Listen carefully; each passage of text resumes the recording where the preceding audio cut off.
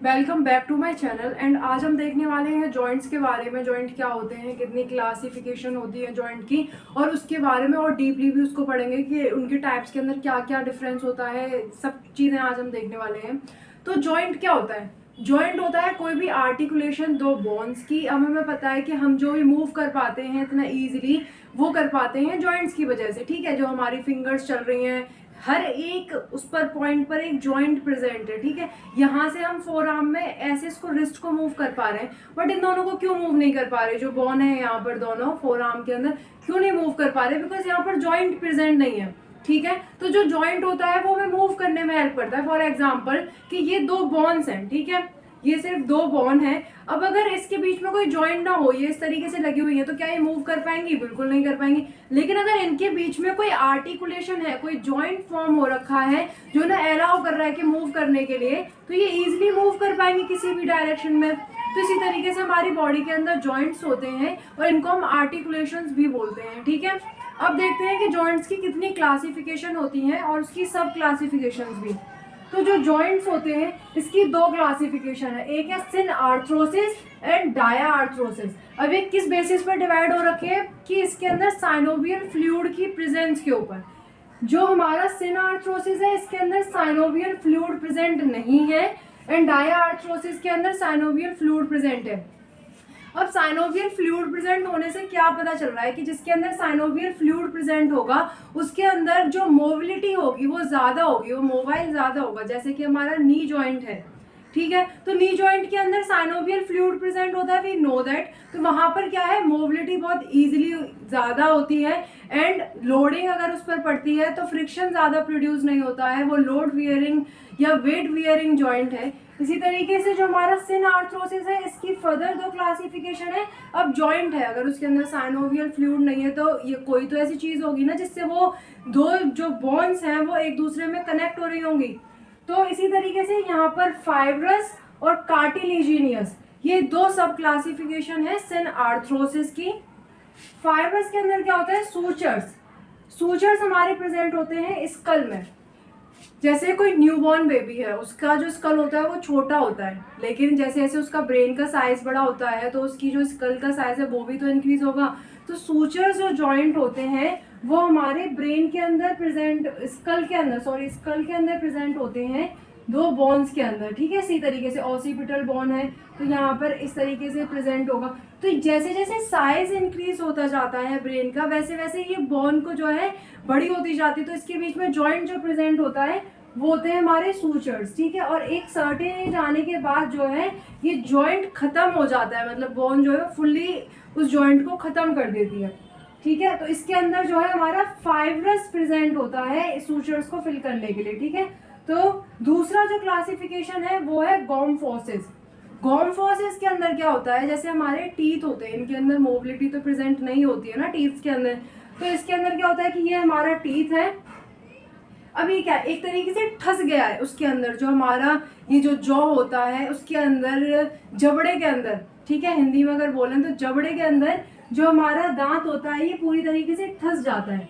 ठीक है, तो ये इसके बाद तो हिल नहीं सकता, तो इसी जॉइंट को यहाँ पर जो है बोलते हैं हम गॉम्फोसिस जॉइंट। फिर थर्ड आता है सिंडेस्मोसिस। सिंडेस्मोसिस जॉइंट जो होता है ये प्रेजेंट होता है दो बोन्स के अंदर। जैसे कि कुछ बोन्स जो होती हैं वो एक दूसरे के साथ जॉइंट नहीं बनाती हैं। फॉर एग्जांपल ये हमारी टीबिया है और ये हमारी फिबुला, जो फिबुला बोन है, तो ये दोनों एक दूसरे के साथ ऐसे नहीं जॉइंट बनाती है, क्यों? बिकॉज ये एक दूसरे के साथ एडजेसेंटली प्रेजेंट होती हैं, आमने सामने प्रेजेंट होती हैं। तो ये क्या करती हैं, इसके बीच में ही, बिकॉज ये दूर दूर तो नहीं भाग सकती ना, इन दोनों के बीच में कोई ना कोई तो आर्टिकुलेशन प्रेजेंट होगी। तो इन दोनों के बीच में जो आर्टिकुलेशन प्रेजेंट होती है वो होती है हमारी सिंडेस्मोसिस जॉइंट से। ठीक है, इसके अंदर इंटरोशियस मेम्ब्रेन प्रेजेंट होती है इन दोनों के बीच में, तो उस जॉइंट को हम बोलते हैं सिंडेस्मोसिस जॉइंट। ठीक है, अब हम आगे देखते हैं कार्टिलेजिनियस जॉइंट के अंदर सब क्लासिफिकेशन क्या है। सिम्फाइसिस। सिम्फाइसिस जॉइंट होता है मैनोब्रियम एंड स्टर्नम बॉडी के बीच में। इसके अंदर क्या होता है, जो हमारा मैनोब्रियम है, यहाँ पर हमारा मैनोब्रियम इस तरीके से प्रेजेंट है, और ये जो क्लेविकल बोन होती है ये यहाँ पर होती है। अब जो मैनोब्रियम है वो है हमारा ये, और जो स्टर्नम है यहाँ पर, स्टर्नम जो बॉडी है, इसके बीच में जो जॉइंट प्रेजेंट है इसको कहते हैं सिम्फाइसिस जॉइंट। एंड जो हमारा इसका और सब क्लासिफिकेशन है वो है सिनकॉन्ड्रोसिस। सिनकॉन्ड्रोसिस के अंदर क्या है, जहां पर भी कॉन करके कोई शब्द आ जाए वहां पर मतलब होता है कि कार्टिलेज से रिलेटेड है कुछ। तो इसके अंदर क्या होता है कि हाइलिन कार्टिलेज का जब यूज होगा तब इसको बोलेंगे हम सिनकॉन्ड्रोसिस जॉइंट। ठीक है, तो वहां पर जो है स्कल के अंदर ये जॉइंट भी प्रेजेंट होता है। इसको और हम आगे जो है और डीपली पढ़ेंगे, अभी सिर्फ ऊपर ऊपर से सब classification and classification with examples को देख रहे हैं। फिर आता है डायआर्थ्रोसिस। डायआर्थ्रोसिस के अंदर हमें पता है कि साइनोवियल फ्लूइड प्रेजेंट होता है जॉइंट के अंदर। ठीक है, तो इसकी सब क्लासिफिकेशन जो करी हुई है वो उस बेसिस पे करी हुई है कि कितने डिग्री ऑफ फ्रीडम प्रेजेंट है। डिग्री ऑफ फ्रीडम का मतलब है कि एक जॉइंट कितनी डायरेक्शंस के अंदर मूव कर पा रहे हैं। जैसे ये हमारे फेलेंजियल जॉइंट्स हैं, ठीक है, तो ये हमारे कितनी डायरेक्शन के अंदर मूव कर पाते हैं, 2 डायरेक्शंस के अंदर। तो इनकी कितनी डिग्री ऑफ फ्रीडम होगी, 2। जैसे कि flexion, extension, abduction and adduction, तो ये इसकी 4 जो है डायरेक्शंस हो गई। और कितनी एक्सियल्स में मूव कर रहा है, 2 एक्सियल्स में। तो इसी तरीके से ये जो है क्लासिफाई हो रखा है uniaxial, biaxial and triaxial के अंदर। यूनी एक्सियल मतलब कि जो सिर्फ एक एक्सिस के अराउंड जो है मूव कर पाए, बाई एक्सियल 2 एक्सिस के अराउंड और ट्राई एक्सियल 3 एक्सिस के अराउंड।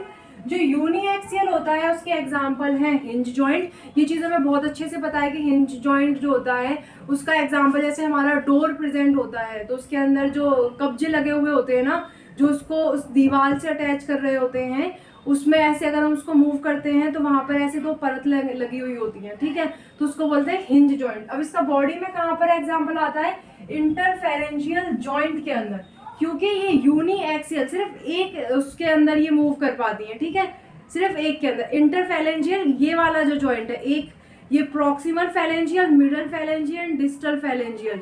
ठीक है, ये बोन्स है। अब इसके अंदर जो हमारा मूवमेंट हो रहा है ये हमारा इंटरफेरेंजियल जॉइंट के अंदर मूवमेंट हो रहा है। तो इसके अंदर जो मूवमेंट, ये तो एबडक्शन एडक्शन नहीं कर पा रहे ना। ठीक है, तो जो आपका इंटरफेरेंशियल जॉइंट मूव कर रहा है ये सिर्फ एक एक्सिस के अराउंड मूव कर रहा है। ठीक है, अब इसके आगे हम पढ़ेंगे कौन सी एक्सिस, कौन सा प्लेन, ये सारी चीजें। अब ये जो है आपका मूव कर रहा है, तो ये एक एक्सिस में मूव कर रहा है, तो ये इसीलिए आ रहा है अंडर यूनी एक्सियल क्लासिफिकेशन में। सेकेंड आता है pivot joint under the uniaxial. जो यूनिएक्सियल क्लासिफिकेशन में, तो पाइवेट जॉइंट क्या होता है, जो हमारी एटलास एंड एक्सिस बोन होती है उसके बीच में इस तरीके से जो है एक डेंस निकला हुआ होता है आपका, और ये जो मूव करता है ये करता है ट्रांसवर्स प्लेन के अंदर। ठीक है, तो ये वाला जो जॉइंट होता है यहाँ पर, ये जो जॉइंट बन रहा है इसको कहते हैं मीडियन एटलांटो एक्सियल जॉइंट, और ये अंडर पाइवेट जॉइंट की क्लासिफिकेशन में आता है। फिर देखते हैं बाय एक्सियल के अंदर 2 आ रहे हैं, कॉन्डिलॉइड और सैडल जॉइंट। ठीक है, बाय एक्सियल से हमें समझ आ रहा है, बाय मतलब 2, एक्सियल मतलब 2 एक्सिस के अराउंड मूव कर रहा होगा। तो जिस तरीके से जैसे हमारे ये इंटरफेरेंजियल जॉइंट इस तरह सिर्फ एक एक्सिस में मूव कर रहे थे, फ्लेक्शन एंड एक्सटेंशन, उसी तरीके से जो हमारे मेटाफेरेंजियल जॉइंट होता है वो मूव करता है 2 एक्सिस में। ठीक है, तो मेटाकार्बोफेरेंजियल जॉइंट जो है वो मूव कर रहा है 2 एक्सिस के बीच में, और ये है कॉन्डिलॉइड क्लासिफिकेशन के अंदर। ठीक है, फिर हमारा जो दूसरा क्लासिफिकेशन है ये है सैडल जॉइंट। सैडल जॉइंट के अंदर आता है स्टर्नोक्लेविकुलर जॉइंट। एंड थर्ड है हमारा ट्राई एक्सियल प्लेन, जिसके अंदर की 3 एक्सिस प्रेजेंट होती हैं, 3 एक्सिस के अराउंड मूव करता है। इसका सबसे बेस्ट जो एग्जांपल है वो है हिप जॉइंट। जो सबसे ज़्यादा मूवेबल होते हैं वो सारे जॉइंट जो है ट्राई एक्सियल उसमें आते हैं, क्योंकि उनका मोबिलिटी जो होती है वो बहुत ज़्यादा होती है। फॉर एग्जांपल हमारा शोल्डर है, ठीक है, तो शोल्डर जो है ये हमारा flexion, extension, abduction, adduction, internal rotation, external rotation, ये सारी चीज़ें जो कर पाता है बिकॉज ऑफ उसकी जो स्ट्रक्चर है वो उस तरीके से, जॉइंट उस तरीके से बना हुआ है। इसके जॉइंट के अंदर क्या होता है कि एक जो बोन होगी वो बॉल की तरह होगी और दूसरी जो बोन होगी वो सॉकेट की तरह इसमें लगी हुई होगी। ठीक है, तो इसी को कहते हैं, मतलब एक कॉनकेव होगी डीपली और एक कॉन्वेक्स होगी। इसी तरीके से हमारा हिप जॉइंट भी फॉर्म होता है जिसको बोलते हैं बॉल एंड सॉकेट जॉइंट। जो एसिटाबुलम होता है हमारा वो इस तरीके से होता है, एंड जो फीमर का हेड होता है वो इस तरीके से वहाँ पे आर्टिकुलेट करता है और फॉर्म करता है हिप जॉइंट को। ठीक है, वो आता है बॉल एंड सॉकेट उसमें क्लासिफिकेशन में। एंड लास्ट है आपका प्लेन जॉइंट जो मिलता है हमें कार्पल जॉइंट्स के अंदर। इसमें ग्लाइडिंग जो है वो हमारी पॉसिबल होती है इस जॉइंट के अंदर। अब आगे इसके और डीपली इनके बारे में पढ़ने की कोशिश करते हैं।